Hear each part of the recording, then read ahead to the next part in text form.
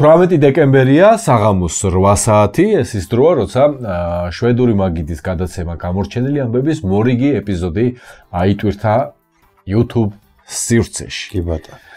უცვლელი წამყვანი ავტორი, შემოქმედი, ყოველივე სიკეთის დამბუდებელი და გამკეთებელი მიხეილი და მე. მიხო გამარჯობა. მოგესალმები ირაკლი. ნელ-ნელა იწურება ეს წელი. აბა. ეს გადაცემა, კიდე ერთი გადაცემა და მე უკვე გიულოცავთ შაპანო და აცხი ბიჭო, ვინ ეკრები გამოიღეს? ეგ იქნება. ხო და ჩვენს ნელ-ნელა შევაჯამოთ. აბა რა. მეტნაკლებად ვეცადოთ ყოველ შემთხვევაში შევაჯამოთ. უფრო ვრცელი და შემაჯამებელი გადაცემა შემდეგი იქნება, რომელიც 25 დეკემბერს აიტვირთება, ეს უფრო ესეთი აი წყალი რო წყდება და რო იწურება. ცოტა რო მოდის, რომ უნდა გაავსო რა. ჭურჭელი რომ უნდა შეავსო. კი, აი ზუსტად დაახლოებით ესეთი ხასიათის იქნება დღევანდელი გადაცემა. ყველას მოგესალმებით, დიდი მადლობა იმ ადამიანებს, ვინც ერთგულად გვიყურებს, ვინც გამოგვიწერა, ვინც მოგვიწონა, ვინც ზანზალაკსაც დააჭირა და განსაკუთრებით კიდე იმ ადამიანებს მადლობა, ვინც კომენტარებში აქტიურობს. ჩვენც ვაქტიურობთ კომენტარებში. და ჩვენ აშვევით? აშვევით. აშვევით. ეხლა აშვევით. ვიწყებთ.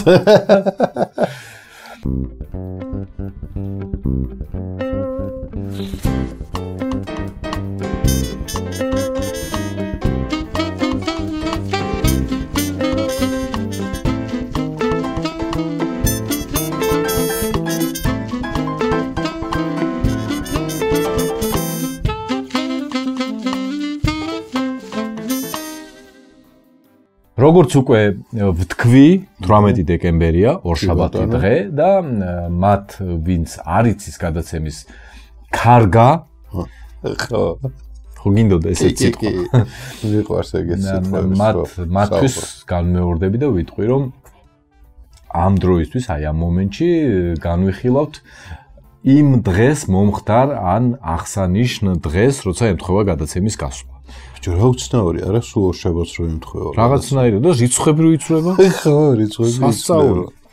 მოგნა 18 დეკემბერს თუ რამე აღინიშნება, იმას ვამბობთ.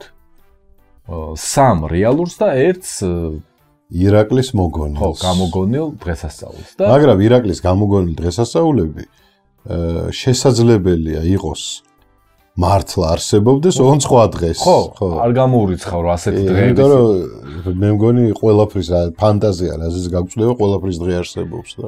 ხო და გაგვწვდეს მე ეს აბა ფანტაზია. ნახოთ. 18 დეკემბერს აღინიშნება ტყუპების დღე. ოღონდ ზოდიაქოთი ტყუპების კი არა? ხო, ტყუპების. კი ბატონო. შემწვარი გოჭის დღე. ცოტა ადრე მოუწიათ მე მგონი. მერე აღინიშნება მაჩის ბიუროს თანამშრომელთა დღე. მაჩის ბიურო არის ის ბიურო შედარებით ახალგაზრდა მაყურებელს ვიტყვი, სადაც ადამიანები მიდიოდნენ და ხელს აწერდნენ კანონის წინაშე და მათ ცოლქმრად აცხადებდნენ. და არის კიდევ ძველი აფიშების კოლექციონერების დღე. აი ძველი აფიშა, თეატრის, კინოს. კი ბატონო. აი ეს 4 დღე არის მოკლედ 18 დეკემბერს, შეგახსენებთ აქედან 3 არის რეალური და 1 არარეალური. შეგიძლიათ გადაცემის მიმდინარეობის განმავლობაში კომენტარებში დააფიქსიროთ თქვენი აზრი თუ რომელი გამოიგონათ სუღლუტმა გადაცემის ერთ-ერთმა წამყვანმა გვარს დასახელს არ დავასახელებ. თუ გავითვალისწინებთ რომ ეს დიდებულია და ბრძენია და შემოქმედია და მეცნიერია და ასე შემდეგ, ვინ გამოდის სუღლუტი და ცრუ?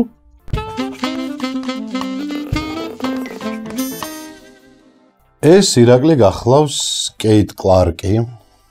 კეით ზოი კლარკი, ეგრე ქვია ამ ქალბატონს. და ბოდიშკი ხტირით დაიმსახურა ჩვენი ყურადღება. ის გახლავთ Instagram მოდელი, შენნაირი.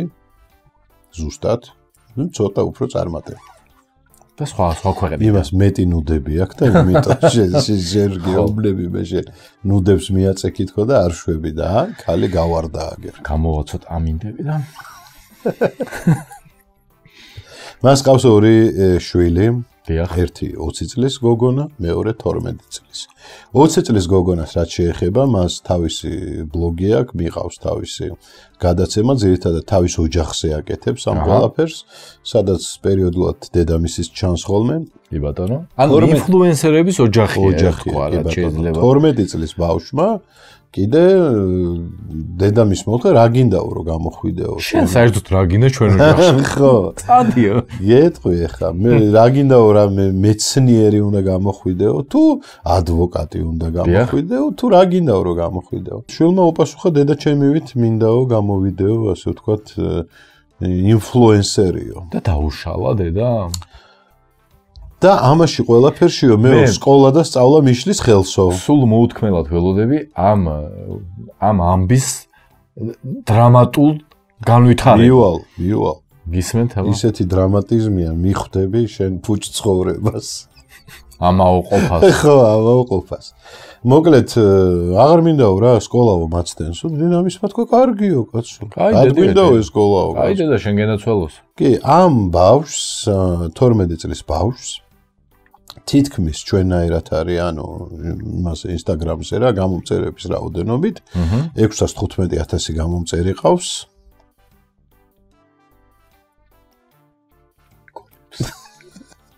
რას, იმას რომ 615 ყავს თუ ჩვენ წავით. თითქმის ჩვენაირად. ხო, მოგეთ 615,000 გამომწერი ყავს და აკეთებს ბევრად დიდ ფულს, მას როდესაც კითხეს, რომ აი რატო არ გინდაო რაღაცა ნორმალური ადამიანი რატო არის ნორმალური, ხა არ ვიცი, მაგალითად კითხეს, რომ აი რატო არ გინდაო ისწავლო და რაღაცას მიაღწიო ცხოვრებაში და ამ ბავშვმა უპასუხა ჟურნალისტი ეკითხებოდა და ამ ბავშვმა უპასუხა ჩემ მაგალითად რო გამოვიდა მასწავლებელიო ჩემი მასწავლებელი რამდენსაც აკეთებს თვეშიო მე მაქვს დაახლოებით ერთ კვირაშიო ჩემი ინსტაგრამიდან ბოდიში ჩაგეკითხებით როგორ აკონტროლებს და რა პირობებია ავსტრალიაში ბავშვთა შრომასთან დაკავშირებით. დედამისი აკონტროლებს, დედამისი ეკუთვნის და 13 წლის ასაკიდან მას შეუძლია უკვე დამოუკიდებელი ინსტაგრამელი გახდეს. კანონის 13 წლის. დიახ. ჯერ 12-ის არის, ერთი წელი დედამისი ეკუთვნის. დედამისი ძალიან განიცდის ამ დროის გასვლას, იმიტომ რომ გაუფრინდება ესეთი საბადო. დედამისი არა. დედამისმა ზუსტად ეგ გამოაცხადა, მოგეთ ეს დაკავებული ქალია, სულ სადღაც დადის ცნობილ ადამიანებს ხვდება, ეგრე ხედავ ფოტოებზე, ყველას იცნობს და ყველა იცნობს და ისედაც არცალია იმისთვის, რომ ეხლა სკოლაში კრებებზე იაროს და ბარემ კარგია, შვილები სახში იქნებიან დაკავებულებიო და რა უნდა ვქნათ, რომ მაგას მივახციოთ. რა ხერხებს უნდა მიმართოთ? ჩვენ არ ვიცი, არ გამოგვივა ჩვენ იმათი ხერხები. გვიანია ხო? ხო, ჩვენთვის გვიანია. არა და ამ ინსტაგრამს არ უყურებ მე სერიოზულად საერთოდ. რას ლაპარაკობ? ინსტაგრამი ხალხის სამსახურია და მაგითი ცხოვრობენ და ხო და რანაირად, პრინციპი მაინტერესებს. აი მე გადავიღე სურათი. ელემენტარულს მარტივს გეტყვი, შენ რო სურათი გადაიღე, მაგითი ფულს ვერ გააკეთებ ირაკლი. როდესაც ბევრი გამომწერი ყავს, ბევრი ადამიანი გიყურებს, მე რაღაც კომპანიები ინტერესდებიან და შეკვეთებს გაძლევენ და შენ იმ კომპანიისთვის მუშაობ ცოტა. შემიკვეთა იმან, რა ქვია, საავტომობილო ზეთმა მე ხო მთხოვა რომ მოდიო რეკლამა რას ვაკეთებ? დგავარ და მანქანაში ზეთს ვასხამთ თუ რა. ზოგი ეგრე აკეთებს, ზოგს უბრალოდ ხელში უჭირავს და რაღაცებს ყვება და აი ესე შვება, ისე შვება. ეს ზეთი ის არის, რა ქვია, სინთეტიკა იტყვი, ეს არ არის სინთეტიკა. ამდენს გაგატარებს, ამდენზე უნდა გამოცვალო, ილაპარაკებს. მოგცემს. ზეთს. 1 ლიტრა ზეთს გაჩუქებ. ეს აქ ხო. ერთი გამოცვლა ზეთი გექნება. 10,000 კილომეტრი. ერთი გამოცვლა ზოდა ზედმეტი მოვიდო. აქ მოვიდო მე ხო? სხვათა შორის აი მიხომ დამაფიქრა ახლა და თუ ვინმეს გინდათ ამ ზეთის რეკლამა. გამოსაცვლელი მაქვს და ეხა ინსტაგრამზე და ბრეტელებიანი მაისურით ვერ შეკვირდებით, მაგრამ რატომაც არა. ანუ რაღაცნაირად ნანახი არ ყავხარ ამ ხალხს უბრალოდ, თორე ეგრე. ხო და შემიძლია დაგესეოდნენ ირაკლი. TikTok-ზე მშვენიერი რეკლამა გავაკეთოთ ზეთის გამოცვლის. ფილტრი უფასოდ. და ხელობაც უფასოდ. კი. რა მაგარი. ზეთის ფასში შედის. ხო და დაფიქსდით ხალხო. ხო მაგრამ მაგ ბაზარზეს კონკურენცია ხო იცი ძალიან დიდი არის და შეიძლება ხვალ ზეგ რა თქმა უნდა 12 წლის ბავშვი აღარ დაჭირდება გაიზრდება განათლების გარეშე იქნება პროფესიის გარეშე იქნება და დარჩება კაც მარიც ეს ინსტაგრამის ზეგ იქნება თუ არა საერთოდ იარსებებს თუ არა ამ ფორმით როგორც ახლა არსებობს მაგრამ იგივე ის მასწავლებელი იარსებებს ის მასწავლებელი აიღებს იგივე ხელფას რასაც ახლა იღებს ხო იმ შემთხვევაში თუ იცხოვრებს ავსტრალიაში, მაგრამ თუ იცხოვრებს აქ 2024 წლიდან მოემატება 6 ლარით. ეს არ არის 6, მაგრამ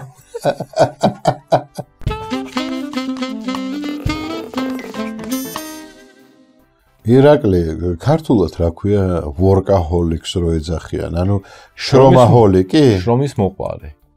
ხო. შრომის მოყვარე? ხო რა, შრომის მოყვარე.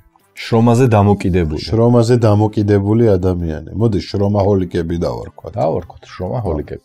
მოკლედ ეს ადამიანები ამბობენ რომ მე სამსახურის გარეშე არ შემიძლია, ბევრისგან გამიგია რომ აი დასვენების დღეებში ეკლებზე ვზივარ და სულ სამსახურში მინდა და მოკლედ რა, ну ეგეთი ადამიანები არსებობენ ძალიან ბევრი. ხო და ბოლონიის უნივერსიტეტის მკვლევარებმა მე ხო იცი კვლევის გარეშე და ჩემი კოლეგები ბოლონიაში სხვა ჩერს კარგი ბიჭი არის ერთი მეცნიერი მივისთანაც მეგობრო იმან მომიყვა ეს ამბავი ანუ კი ბატონო ბოლონიის უნივერსიტეტში ჩაატარეს ექსპერიმენტი 129 ესე ოფისის მუშაკი აიყვანეს და ჩაატარეს მათზე ექსპერიმენტი კვლევა დიახ მოკლედ ამ ადამიანებმა ჯერ გაიარეს ფსიქოლოგიური ტესტები მერე გაუშვეს სახლში და რაღაცა აპლიკაცია ჩაუწერეს ტელეფონში რომელშიც კვირაში 3-ჯერ აფასებდნენ თავის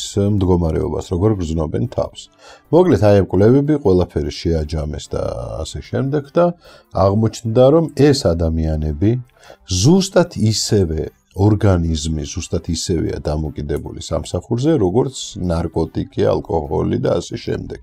დიახ.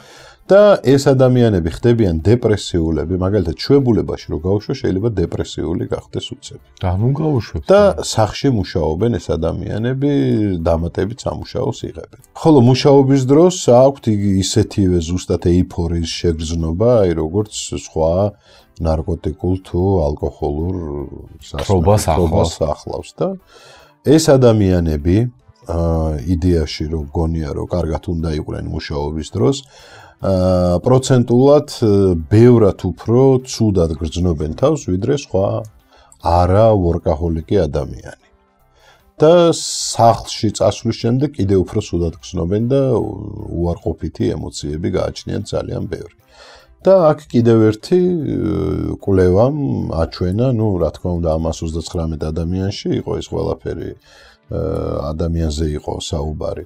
აჩვენა, რომ დედრობითი სქესის წარმომადგენლები ბევრად უფრო მარტივად ექვემდებარებიან ამ დამოკიდებულებას. ანუ უფრო არიან შრომის მოყვარენი. არა, უფრო არ არიან შრომის მოყვარენი. ანუ აქ მთელი კვლევა აწარმოეს. და ამასთან დაკავშირებით, ანუ დედრობითი სქესის წარმომადგენლებზე და მოკლედ მათ ისევ და ისევ ჩვენ მამაკაცები ვართ ამაში დამნაშავეები. რაში, კაცო? დამნაშავეები იმაში, რომ ეს პატრიარქალური სტერეოტიპები დღემდე მუშაობს და ქალები, ქალბატონები ცდილობენ, რომ რაღაცა გვაჯობონ? არა, გვაჯობონ არა. რომ ჩვენ შევამჩნიოთ, რომ ისინი მართლა მაგრები არიან. ეს თურმე ყოფილა საფრანგეთშიც კი პრობლემა ყოფილა რო არ ვისაუბროთ საერთოდ საქართველოსზე. მოგეთ მსოფლიო პრობლემა ყოფილა ეს ჩემო ირაკლი და აი ესე რა შენ მე არ ვიცი შრომაჰოლიკებს არ ვიცნობ პირადად არავის. შენ ოღონდ გამუშავა მე რასაც გიყურებ თავს არ წევ ხო აი ესეთი სახით სულ ეგრე ზიხარ. არ მინდოდა ჩემ თავზე მესაუბრა ხარ. კარგია რომ შეთქვით. არა, მართლა სერიოზულად არ ვიცნობ, არავის ახლა შრომაზე დამოკიდებულ ადამიანს. შეიძლება ამ შრომის შედეგზე დამოკიდებულ ადამიანს ვიცნობდე. შედეგები ხო, ეგ სხვა რამე. ხო, ან მე ვიცნობ მაგალითად ერთ ადამიანს რომელიც მუშაობს იმიტომ რომ იმუშაოს ხო აი ასეც არავის არ ვიცი ხო 24 საათი შეუძლია კიდევ ერთხელ ვიტყვი ვიცნობ ადამიანს რომელიც იმიტომ მუშაობს რომ ეს შედეგი ამოწუროს მაქსიმალურად მიიღოს მეტი ფინანსური სარგებელი ასეთი ბევრია ძალიან და ეხა ვიღაცა რომ დამოკიდებულია და რო არ ვიმუშაო მოკვდები და ჩანაცვლების პროგრამა მჭირდება კვირას თუ გამოდის და მიწას თუ თხრის ადმე რომ საქმე თუ არ აქვს ეგეთი არ ვიცი ხო ეგრე ყოფილა ანუ სახში თურმე დასვენების დროს ცდილობენ რომ სამსახურიდან წამოიღონ სამუშაო კარგად არ აისახება მათ არც ფსიქიკურ არანაირ ჯანმრთელობაზე ძალიან ცუდად აისახება გადაღლილობა თავისთავად კი ბატონო ფიზიკური ჯანმრთელობა ცალკე მიდის ეს ყველაფერი შენზე ნერვიულო ფირა არი ნერვიულო მიხო არ შეიძლება ამდენი შრომა ირა არი მე თქვენთვის ყველაფერი თქვენთვის მინდა თქვენი ყავით კარგად მე მოგხედავთ თქვენ არი ნერვიულო არ არის საჭირო ესა გასაგებია მესმის გასაჯაროება შენი მდგომარეობის არ არის საჭირო მესმის ახლა რომ შენ ჩემი ხელქვეითი ხარ ამ სივრცის მიღმა მაგრამ ეს პირფერობა შენ არაფერში არ გამოგატყარა არ წველისო მაქსიმუმ ცოტა მარჯვნივ გადაგსვა აი პირდაპირ უსაკმურია ძალიან გამარჯობა შენ ოჩახ სის ვითომ მუშაო ოჩახ გამარჯობა ოჩახ ეხა ხოგიპირებ მარჯვნივ გადაწევა მაგასაც ვერ ეღირსებ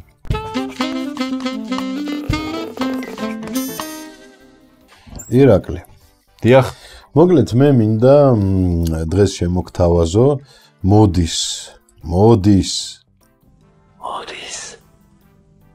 მოდის გაწოფებული მღელვარება მოდა თუ მოდის მოდის ხო დიახ ვინ მოდის ახალი წელი რა იცი რომ რევოლუცია არ მოდის წელი რევოლუცია აღარ მოვა დამთავრდა ჩვენი ამოიწურა ლიმიტი რევოლუციების ლიმიტი ამ საუკუნისთვის ამოწურულია მაშინ მოდის ახალი წელი ჩემო ირაკლი კი ბატონო და მე მინდა უბრალოდ გადავხედოთ სხვადასხვა ქვეყნებს როგორ მოდის და როგორი ნაძვის ხეები აქვთ მე მინდა შემოგთავაზო შენ პრაღაში გასეირნება ნამყოფი ხარ პრაღაში ნამყოფი ესე იგი პრაღაში ნამყოფი გახლავართ და ისედაც ძალიან მიყვარს ანუ ძალიან ისეთი კეთილი ქალაქია რომელიც გიღებს კი ბატონო აი ბევრი ქალაქებში ვარ ნამყოფი ბევრი ქალაქი რო არ გიღებს და ეს აი ესეთი უთბილესი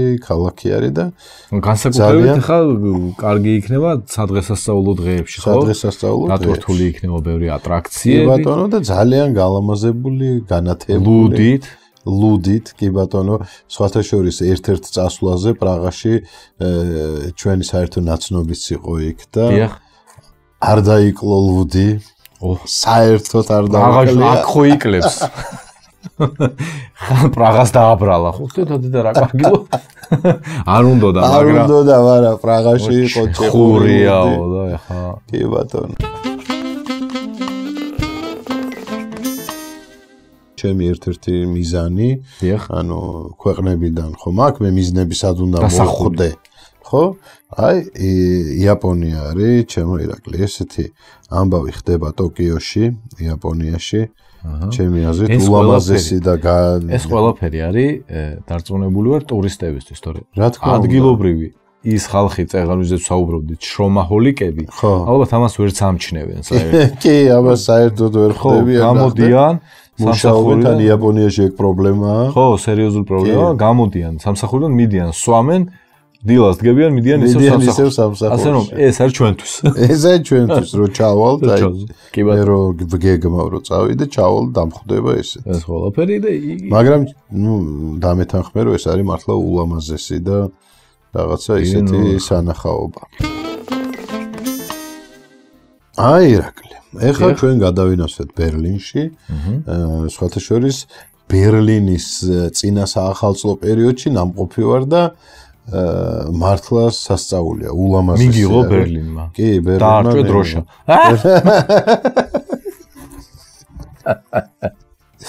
კი მელიტონ დაარჩე დავარჩე მელიტონას მეძახიან იმის მერე. ბერლინში ძალიან ლამაზია, ძალიან საინტერესო და ისეთი ვაკაც კაი ლუდები იქნება. ტრადიციებით, კი ბატონო, ლუდი გადასარევი, სასწაული. სხვათა შორის ამაზე ბევრს უკითხია, ვინც არ ყოფილა ან ჩეხეთში, ან გერმანიაში, ან არც ერთია, რომელი ჯობია. ვერასდროს ვერ ახსნი მაგას. ორივე განსხვავებულია, მაგრამ ორივე პლანეტაზე ყველაზე გემრიელი. მე მინდა ვისარგებლო მომენტით და შენც იცნობ, ჩემ ძალიან კარგ ძმაკაცებს და მეგობრებს. ანდრეას, ენდი, ჰალო.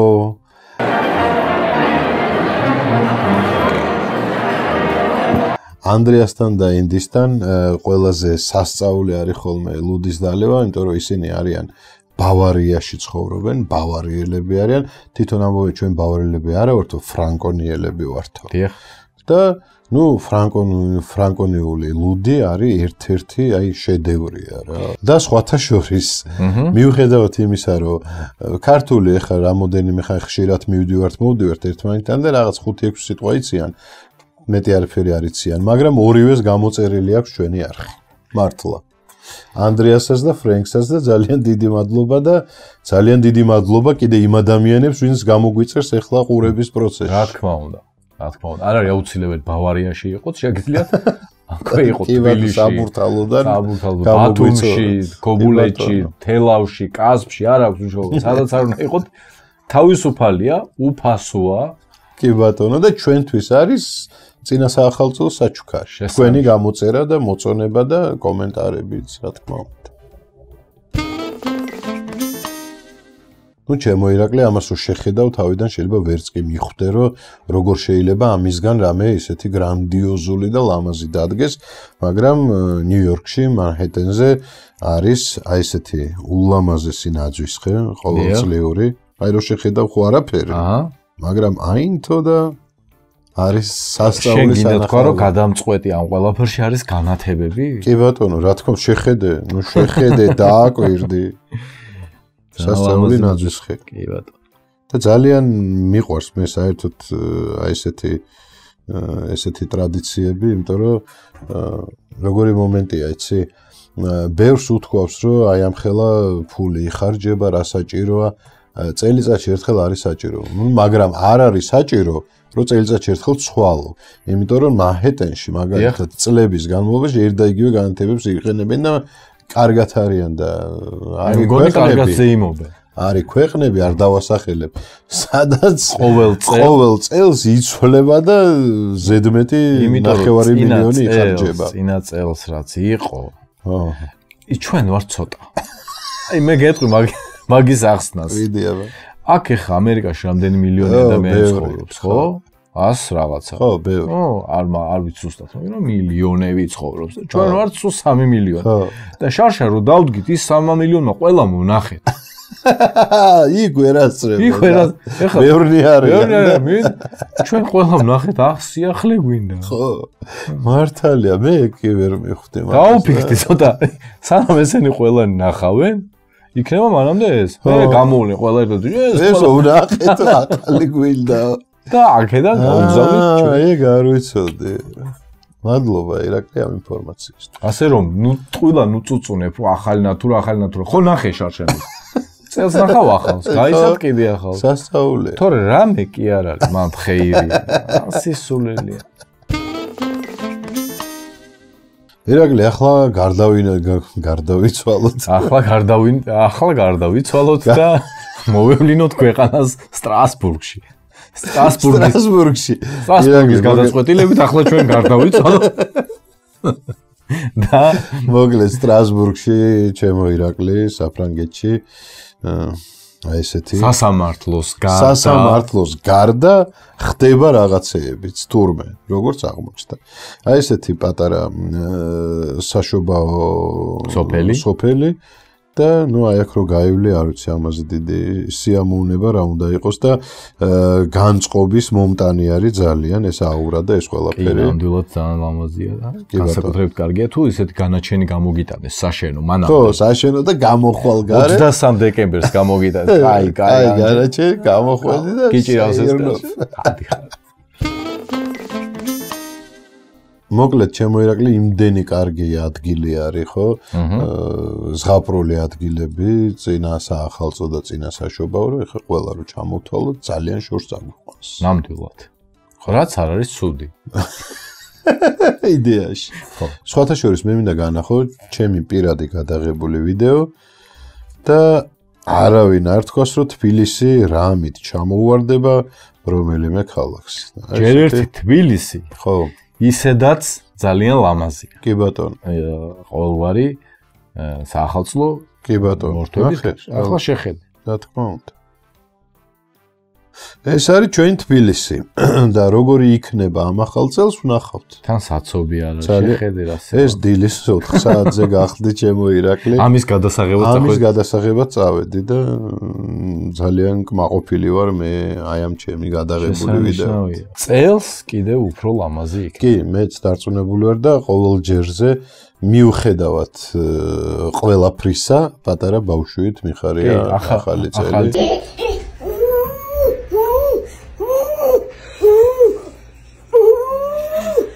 წელიწადში ერთხელ გაქვს ესეთი განტვირთვის და ემოციების და მართლა აი ბევრი დღესასწაული არსებობს ხო და გიხარია რაღაცა მაგრამ ახალი წელი ჩემთვის არის ძალიან განსაკუთრებული შეგრძნება კი ბატონო მოვა ახლა მალე და კიდე შევიგრძნობთ ნამდვილად მე პირველი 3 4 5 6 7 ვერაფერსაც ვერ შევიგრძნობთ ამოგვივარდება თავიდან ვერაფერს ვეღარ შევიგრძნობთ ხო მერე ვიმკურნალებთ რა თქმა უნდა და მერე შევუდგებით ისევ შრომაჰოლიკობას ხო შრომაჰოლიკობა ახლა მითხარი შენ მე რომელი დღე გამოვიგონე ჩამოთვალე ყუპების დღე შემწვარი გოჭის დღე კი ბატონო ძველი აფიშების კოლექციონერების დღე? რისი?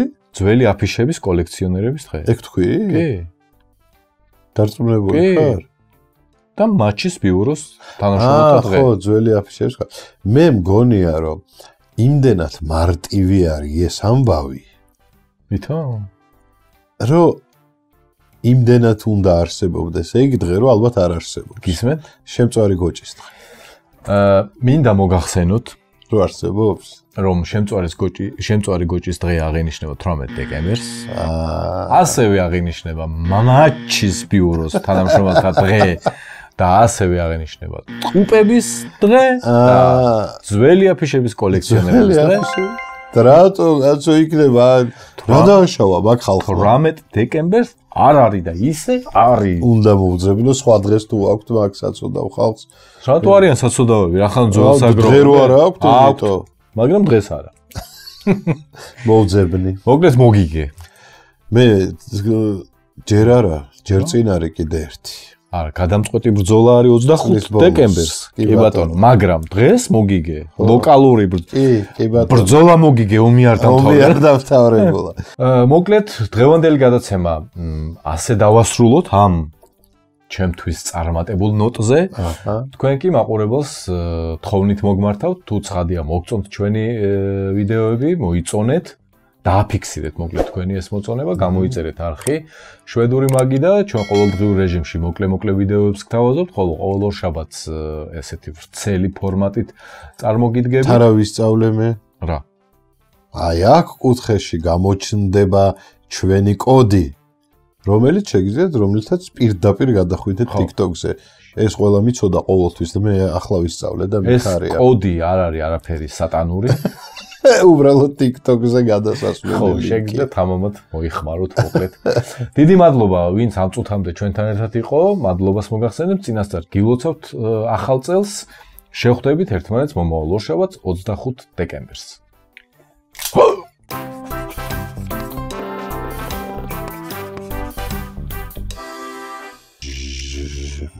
ბიჭო, აურა კი არა, დეციმეტრულ არხებს დაიჭერე ხო. სამთავრობო 24 ყავს. ტელეფონი ტელეფონი ხო და უზო ეს დებილურად ამოდიოდნენ. კი, მახსოვს. 200. რა 200? 200 მანეთი.